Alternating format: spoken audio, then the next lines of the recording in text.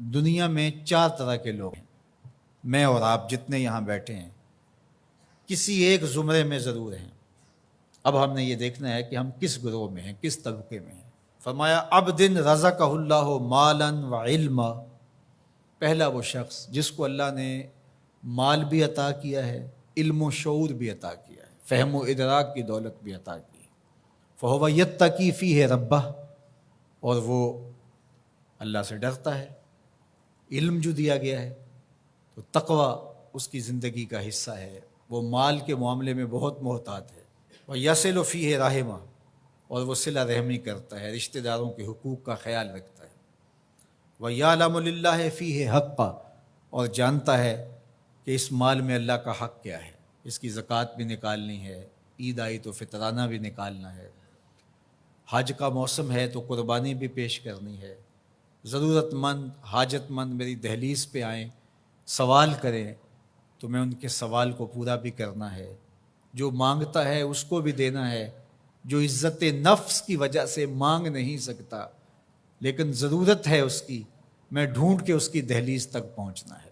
فَهَذَا بِأَفْضَلِ الْمَنَازِلِ، یہ شخص جس کے پاس مال بھی ہے، علم بھی ہے، اللہ سے ڈرتا بھی ہے، صلہ رحمی بھی کرتا ہے، مال کے حق کو بھی جانتا ہے، کائنات میں جو بہترین لوگ ہیں اس کا شمار ان بہترین لوگوں میں ہوتا ہے۔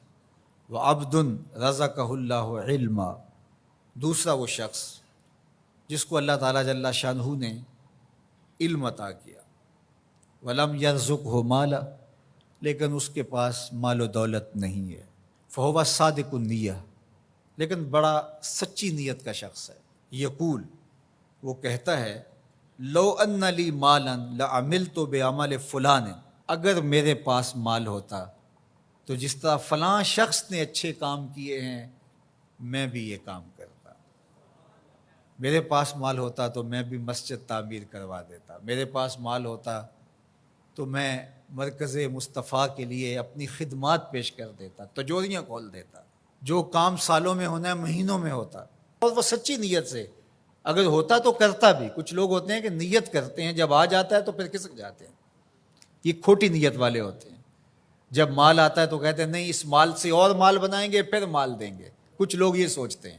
بعد میں تھوڑے سے پیسے آئے وہ کہتے ہیں بس اس سے اور کاروبار کریں گے، پھر اور پیسے ہم ایک بار اشارہ کر دیں گے، اور وہ ساری زندگی کر نہیں پاتے۔